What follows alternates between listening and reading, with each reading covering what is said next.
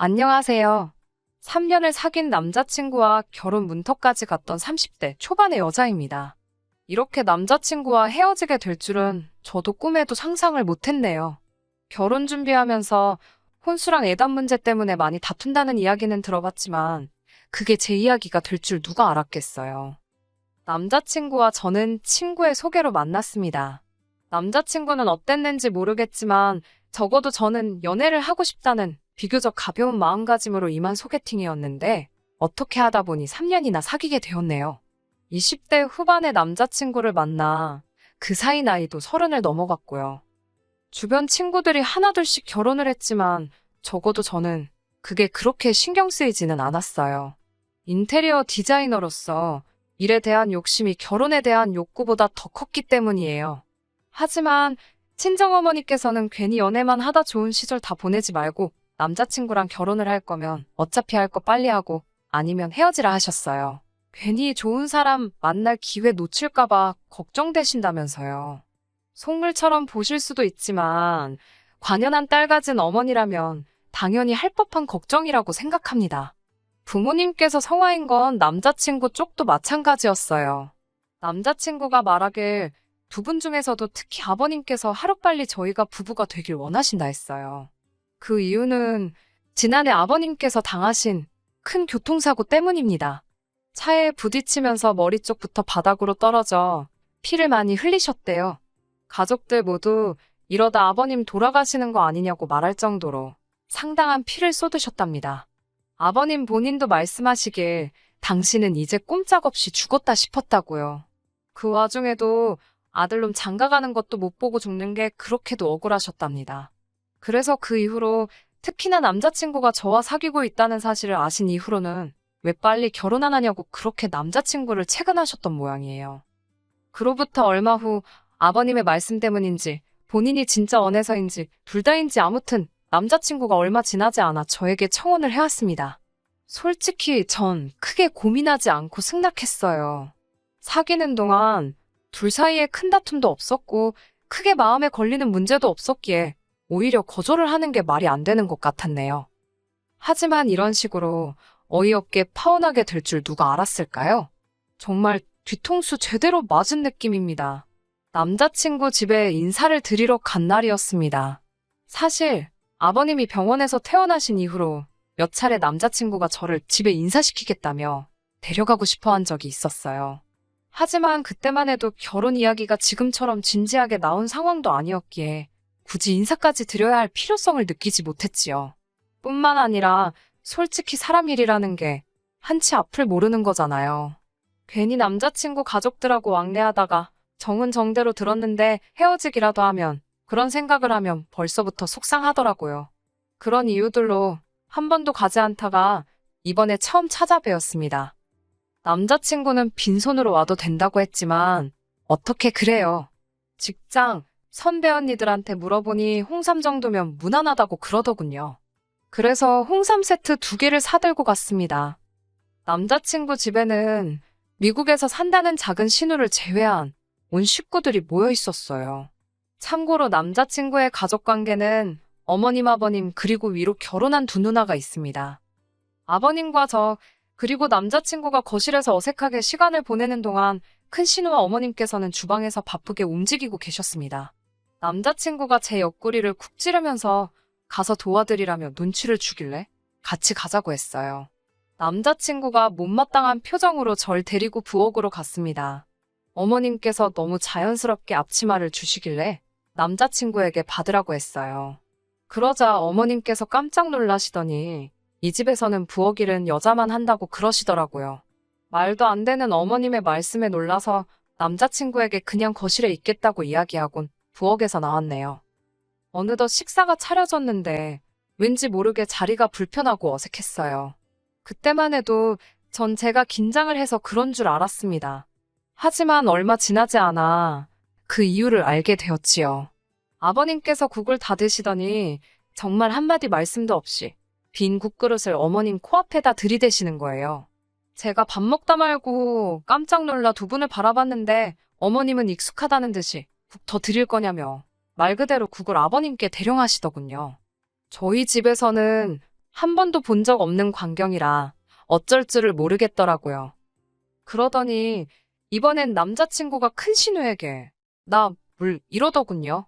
남자친구의 말이 끝나기가 무섭게 큰 신우가 어머님이 그러셨던 것처럼 벌떡 일어나서는 물을 가져다 주었습니다. 이건 무슨 남자들이 집안 여자들을 마치 종부리듯 하던걸요. 그제서야 이 집안 여자들이 남자들의 눈치를 살피고 있었기에 집안 분위기가 엉망이란 사실을 깨달았네요. 연애할 때는 남자친구에게서 못 봤던 모습이라 남매가 친해서 그런가 싶기도 하고 제가 외동이라 이해를 못한 건지 혼란스러웠어요. 얼마 지나지 않아 아버님께서 먼저 식사를 마치셨어요. 그러더니 어머님께 빨리 치우고 와서 사과나 하나 깎아라 그러셨습니다. 정작 어머님은 아버님의 잔심부름 때문에 계속 움직이시느라 식사도 제대로 못하셨는데 말이에요. 제가 보기엔 충분히 기분이 나쁘셨을 법도 한데 어머님께서는 이번에도 익숙하다는 듯이 알겠어요 라고 공손하게 대답하셨습니다. 그리고는 하시던 식사를 바로 중단하시더군요. 남자친구 집에서 일어나는 일 하나하나가 다 충격적이라 숨이 턱턱 막히는 것 같았습니다. 아무리 집집마다 가풍이 있다지만 시대가 어떤 시대인데 이건 아니다 싶었어요. 후식으로 사과를 먹는 도중 아버님께서 남자친구를 데리고 잠시 자리를 비우셨습니다. 그렇게 어머님과 신우, 그리고 저까지 셋만 남게 되자 어머님께서 저에게 이것저것 질문을 하기 시작하시더군요. 지금 무슨 일을 하는지, 부모님은 무슨 일을 하시는지, 그런 것들이요. 저는 인테리어 회사에 다니고 있다고 말씀드렸습니다.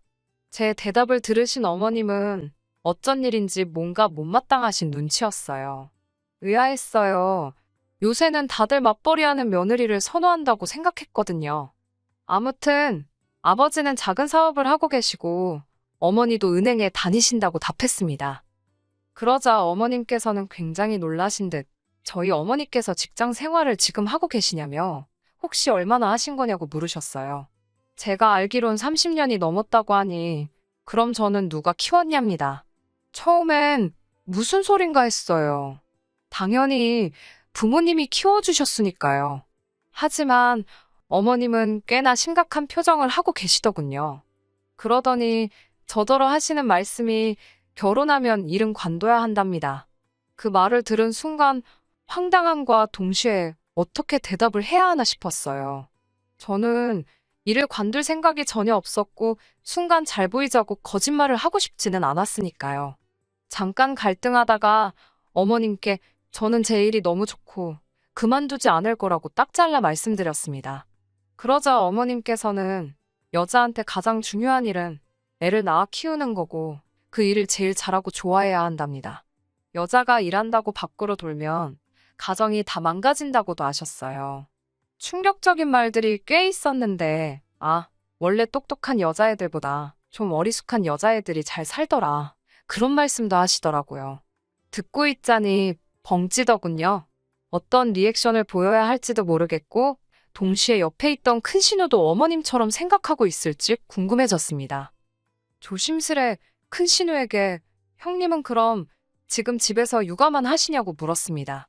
큰 신우는 당연하지 않냐면서 애는 무조건 엄마가 키워야 한답니다. 엄마가 바깥으로 돌면 애가 집에 정을 못 붙인다면서요. 아무리 좋다는 걸 애한테 갖다 붙여놔도 엄마가 옆에 없으면 하나 쓸모없다는 말도 덧붙였습니다. 순간 저희 어머니 생각이 났어요. 제 기억 속의 어머니는 한순간도 일을 쉰 적이 없으세요. 먹고 사는 걸 떠나서 당신은 일하는 게 즐겁고 좋다 하셨거든요. 그런 어머니의 모습을 항상 존경하며 어머니처럼 멋지게 사는 게 제 목표였는데 남자친구 어머님은 정반대의 말씀을 하고 계셨으니 저로서는 입만 떡하니 벌어지고 암담한 기분이었습니다. 어머님은 제 입에서 네 알겠어요 같은 긍정적인 대답이 나오길 기대하시는 눈치였지만 지킬 수 없는 약속을 드릴 수는 없어서 결국 멋쩍게 웃고만 있었네요. 곧이어 어머님께서는 저에게 술은 혹시 마시냐고 물으셨습니다. 좋아하는 편은 아니지만 마셔야 할 상황이면 마시는 정도라고 답했더니 결혼하면 술은 멀리 해야 한답니다. 애를 가져야 할 몸인데 함부로 하면 안 된다고요. 사람도 가려서 만나야 하고 죽더라도 집에서 죽는다는 생각으로 항상 집에 붙어 있어 버릇하라며 나중엔 귀에 잘 들어오지도 않았습니다. 21세기에 이런 말을 듣고 있는 게 맞는 건가 싶고 머릿속은 온통 이 결혼을 해도 되는 건지 저런 어머님이 나의 시어머니가 된다면 난 어떻게 될까와 같은 걱정과 우려로 가득 차 있었어요. 그때 남자친구랑 아버님이 돌아왔습니다. 저는 반쯤 얼이 빠진 상태로 자리를 지키고 있었고요. 어머님께서는 저희에게 둘이 집은 어떻게 할 건지 혼수랑 예단 같은 건 상의를 해봤는지 물어보셨습니다. 제가 저희 부모님께서는 시댁에서 어떻게 생각하시는지 먼저 말씀해 주시면 참고해서 결정하실 거라고 말씀을 전했어요. 그러자 아버님께서는 솔직히 지금 당장 여유 있게 집을 해줄 능력은 안 되신다며 대신 들어와서 사는 건 어떻냐고 물어보셨어요. 생각지도 못한 아버님의 제안에 깜짝 놀랐습니다. 합가는 상상해 본 적도 없었으니까요. 아버님께서는 어머님 옆에 붙어서 한 2년 정도 같이 살면 현모양처가 되고도 남을 거랍니다. 그러자 어머님께선 그걸 칭찬으로 들으셨는지 무척 기뻐하셨어요. 그리고는 정말 좋은 생각이라며 아버님을 치켜 세우시더군요. 제가 일단 부모님과 상의는 해보겠지만 합가는 어려울 것 같다고 말씀을 드렸습니다. 그러자 어머님께서는 합가하면 혼수 같은 것도 하나도 안 해와도 되고 얼마나 좋냐입니다. 어차피 집에 냉장고며 TV며 다 있다고 정해오고 싶으면 저희 부부가 쓸 침대랑 거실에 둘 소파만 좀 사오라고 하셨어요. 제가 솔직히 혼수 살 돈이 없는 것도 아닌데 혼수를 안 해와도 된다는 이유로 합가를 하겠어요? 막말로 혼수 살 돈이 없어서 합가해야 된다고 하면 없던 혼수 살 돈 어디서 빌려서라도 구해올 판이었는걸요. 갑갑하고 복잡한 제 마음과는 달리 어머님은 거침없이 말씀을 이어가셨습니다. 집하고 혼수에 돈이 하나도 안 들어갈 테니까 예단은 좀 신경 써서 해오면 좋겠다 하시더군요. 제 입장에서는 예단보다는 혼수를 하는 게 좋은데 이상하리 많지 어머님은 저에게 자꾸 예단을 해오라고 하셨습니다. 이야기가 점점 이상하게 흘러가는 것 같아서 결국 잠깐 이야기 좀 하자며 남자친구를 불러냈어요. 합가라니 이게 다 무슨 소리냐고 하니까 한다는 소리가 우리 둘이 모아둔 돈 다 합쳐봤자 1억인데 이 돈으로 어딜 가냐입니다. 그러면서 이렇게까지 생각해주는 시부모가 어딨냐며 어른들 기분 그만 상하게 하고 아버님 말씀대로 하잡니다. 이때 확실히 알겠더라고요. 결혼을 해도 남자친구는 절대 제 입장에서 제 편을 들어줄 사람이 아니라 남의 편이 될 거라는 걸요. 답답한 마음에 남자친구에게 내가 정말 어머님 말씀대로 일을 관두고 집에 들어앉으면 돈은 어떻게 할 거냐고 따졌어요. 남자친구 자존심을 지켜주려고 웬만하면 돈 이야기는 안 하려고 했는데 도저히 현실 감각이 없어 보여서 어쩔 수 없이 꺼낸 이야기였지요. 당신 수입만으로 어떻게 앞으로 애를 낳아서 키울 수 있냐고 일은 절대 못 관둔다고 했습니다. 그러자 남자친구가 한다는 말이 일하고 살림하고 애까지 키우려면 힘들지 않겠냐입니다. 자기는 절 생각해서 하는 소리라고요. 제가 아니 맞벌인데 왜 살림도 애 키우는 것도 다 내 몫이냐고 그러니까 그럼 살림하고 애 키우는 걸 여자가 하지 누가 하냐며 헛소리를 하는 거예요. 언짢아진 제가 그럼 당신은 애를 안 키울 거냐니까 애를 왜 아빠가 키우냐입니다. 하물며 짐승들도 새끼를 낳으면 암컷이 키우지 수컷이 키우냐고요. 가부장적인 가정에서 자란 남자의 전형적인 모습이 저런 건가? 별 생각이 다 들더군요. 이미 이때부터 결혼은 없었던 일로 하는 게 낫지 않을까 그런 생각을 하기 시작했던 것 같습니다. 다만 파혼을 한다는 게 남사스럽기도 하고 신중하지 못했다며 제 뒤에서 사람들이 수군거릴 게 걱정이 되었지요. 그때 어머님께서는 제가 확고한 결심을 내릴 수 있도록 아주 세게를 박아주셨습니다. 어머님과 큰 신호가 한다는 말이 그럼 집 문제는 대충 해결이 된 것 같다며 예단 이야기를 해보자고 하시더라고요. 무슨 해결이 됐다는 건지 어이도 없고 아니 솔직히 말이 조합까지 결혼할 때 하나도 안 도와주신다는 뜻이잖아요. 혼수도 침대랑 소파는 해오라고 하셔놓고 예단을 받으려고 하시더라고요. 마치 진작에 작성된 듯한 예단 목록을 어머님께서 꺼내놓으셨어요. 생각지도 못한 품목들이 줄줄이 적혀 있었지요. 비싸기로 소문난 명품백도 3개나 있었고요. 하지만 무엇보다도 절 황당하게 한 건 바로 작은 신우 옆에 적혀있던 예단이었습니다. 비행기 티켓이더라고요. 그것도 신우네 부부 2사람과 아이들을 포함해서 총 4사람의 티켓을 예단으로 해달라는 겁니다. 자리도 이코노미가 아닌 비즈니스로 말이지요. 이게 말이 되나요? 제가 어머님께 작은 신우네 비행기 티켓이 왜 예단에 있냐고 여쭈니 그걸 사줘야 결혼식에 참석을 할 거 아니냐입니다. 저는 사정이 있으시면 못 오셔도 어쩔 수 없는 거고 오시고 싶으시면 직접 표를 사시는 게 맞지 않냐고 받아쳤어요. 아니면 남자친구가 사던지요. 하지만 비행기표를 제외하고 대충 계산해봐도 어머님이 적어주신 예단을 다 하려면 최소한 1000에서 1500은 있어야겠더라고요. 말로만 듣던 예단 장사가 이런 건가 싶었습니다. 막말로 제가 남자친구랑 결혼한다고 했지 이 집에 팔려오겠다고 한 거 아니잖아요. 결국 어머님께 이 예단은 못한다고 말씀드렸어요. 일단은 이걸 다 해올 돈도 없고 제가 이 예단을 해와야 할 이유도 모르겠다고요. 어머님께서는 대신 집도 안 사고 혼수도 안 하니 따로 돈 들어가는 데가 없지 않냐입니다. 그러면서 저더러 결혼할 때 쓰려고 모아놓은 돈이 좀 있을 거 아니냐며 그 돈으로 이런 걸 하는 거랍니다.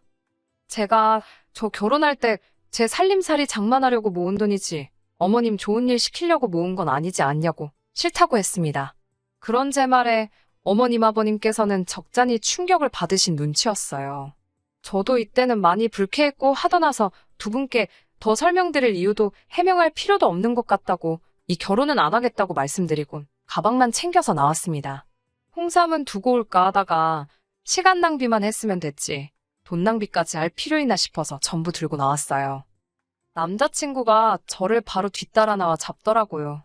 저는 오늘 하루 어머님으로부터 들었던 말들을 남자친구에게 전하면서 이게 말이 되냐고 따졌습니다. 내가 이 집에 무슨 애 낳고 살림하러 오는 여자냐고 일도 하지 마라 술도 안 된다 바보같이 살아라 별 말도 안 되는 소리만 골라 하시더니 정작 집은 못 해주신다면서 혼수의 예단까지 양심도 없으시다고요. 막말로 네가 의사냐 변호사냐 무슨 자신감이냐 따지니까 남자친구가 한다는 소리가 가관이더군요. 집에 들어가서 살면 어머님이 밥 해주고 빨래 해주고 다 도와주실 건데 너는 살림을 공짜로 배울 수 있는데 그거에 대한 수업료라 생각하면 뭐가 아깝냐고요. 너희 어머니가 일하느라 딸한테 그런 거 못 가르치시지 않았냐. 그거 우리 엄마가 해준다는데 감사하다 생각하고 해드리면 서로 좀 좋냐고 개소리를 해대는데 저희 어머니를 무슨 자식 교육도 똑바로 못 시킨 사람 마냥 이야기를 하니까 화가 치솟더라고요. 순간 그 화를 참지 못하고 손에 들려있던 홍삼이 들어있던 쇼핑백으로 남자친구 머리통을 때려버렸지 뭐예요. 얼떨결에 한 대를 맞은 남자친구가 어이가 없는지 저를 벙찐 표정으로 쳐다보길래 냅다 도로가로 나가 택시에 올라탔어요. 그리고는 문자로 니네 집구석 미친 것 같다고 절대로 연락하지 말라 했습니다. 때려서 미안하단 소리는 안 했어요. 일단 미안하지도 않았고 혹시라도 남자친구가 제가 때렸다고 신고라도 하면 제 문자가 증거라도 될까 싶어서 그 와중에 머리가 막 굴러가더라고요. 이렇게 어처구니 없게 3년의 연애가 끝날 줄 남자친구도 저도 생각하지 못했습니다. 인연이라는 게 참 우습다 싶더라고요. 그래도 불구덩이에 들어가기 전에 이렇게 빠져나왔으니 다행이다 싶어요. 전 어머니가 너무 존경스럽습니다. 당신 일도 멋지게 해내시고 저도 이렇게 똑소리나게 키워주셨잖아요. 저도 어머니처럼 살기 위해 열심히 노력하겠습니다. 끝까지 들어주셔서 감사합니다. 오늘의 사연은 여기까지입니다. 구독과 좋아요, 알람 설정 부탁드리고 더 좋은 사연으로 다시 찾아뵙겠습니다. 감사합니다.